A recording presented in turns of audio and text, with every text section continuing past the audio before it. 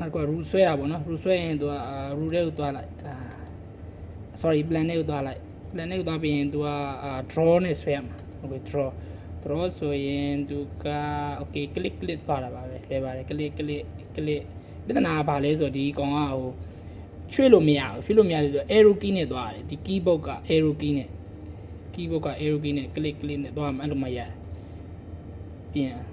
add down ဆိုရင် down ပေါ့နော် up ဆိုရင် up ပေါ့နော် right arrow left arrow နဲ့အဲ့လိုသွားမှရပြဿနာအဲ့ဒါပြီးသွားရင်တော့ right click နေလိုက်ပြင်နာမည်ပေးပေါ့နော်နာမည်ပေးပြင် okay နေပေါ့နော်ဒါပဲဟုတ်နောက်တစ်ခုကဒီ short ထဲမှာပေါ့နော် delete expire short ဆိုပြီး delete expire short ကpermit မ ranking မှာ new permit ရလို့မ ranking မှာ delete expire short ကိုနှိပ်ပြီးဖြတ်ပြီးသူက delete expire short လို့ရှင် okay do you want to delete expire short ဆို okay နှိပ်လိုက်ပေါ့နော်အဲ့ဒါသွားမဖြစ်ရင်သူကပြဿနာလာတက်တယ်ဘယ်မှာလာတက်လဲဆိုတော့ဒီ report မှာပေါ့နော်ဆိုကြပါစို့ဒီက new report ပေါ့ဆိုတော့ကိုသွားနေလမ်းကြောင်းပေါ့နော် Rivana PPT ကြီးပေါ့နော်ပြီးရင် report ပေါ့ပြီးရင်ဟိုအောက်ဆုံးဆွဲချသူကဒီနေ့တိန်းနဲ့ထွက်လာတယ်ပြီးရင် show report အဲ့မှာဆိုဒီမှာဆို0မှာအဲ့လိုသူက delete expire shot မလုပ်တိုင်းသူကဒီမှာဟိုnot up to date ဟို2တို့3တို့သူ error ကြီးပြနေတယ်အဲ့ဆိုအမြဲတမ်း delete expire shot လုပ်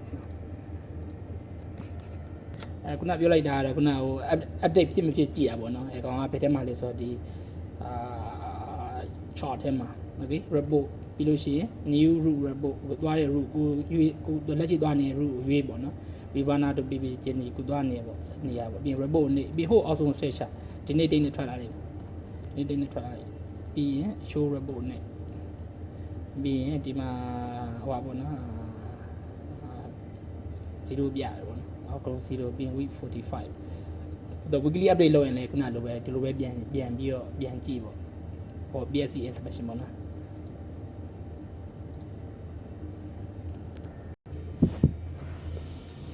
ဒါကတော့ bridge ပေါ့နော်ဒါ navigation lights တွေဒီကောင်ရှေ့က alarm လာတဲ့ဟာတွေ okay ဒါ Bruno radar ဒီကောင် edis NES 3000ကိုခေါ်တယ်ဒါ telegram ပေါ့နော်ဘာညာတရက okay NES 3000ဒါ lighting မီးတွေပေါ့ဒါ radio room ဒါတကြီးဒါ GMDSS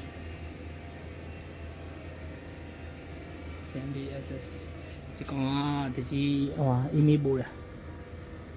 ဒီကောင်ကကျွန်တော်သုံးနေတာပေါ့နော်ဟိုပါလေmaster edit master computer ပေါ့နော်ဒီကောင်က backup email ပို့တာဒီမှာပေါ့ Fox mail ဒီကောင် Fox mail ဒီ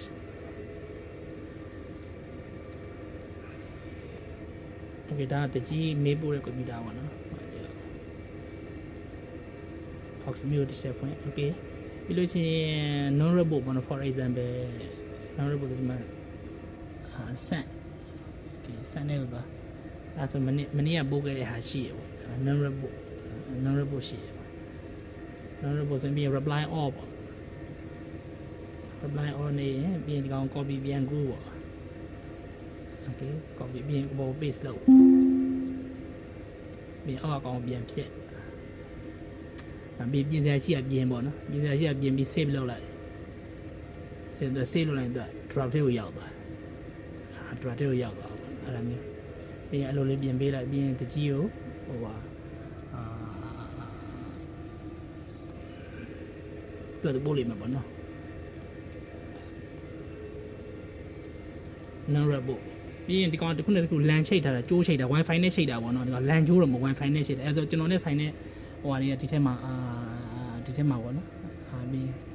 captain ဒီထဲမှာအကုန်လုံးပေါ့နော် ENC second officer အမှဒါဟိုမှာတာပေါ့ဒီထဲမှာအကုန်လုံးကြည့်လိုက်ပေါ့နော်ဒါကျွန်တော်နဲ့ဆိုင်တဲ့ file တွေအကုန်လုံးဒီထဲမှာရှိပြီးရင်ဒီ report format ထဲပေါ့နော်ဒီ report format ဆိုတဲ့အထဲမှာ affirmation non report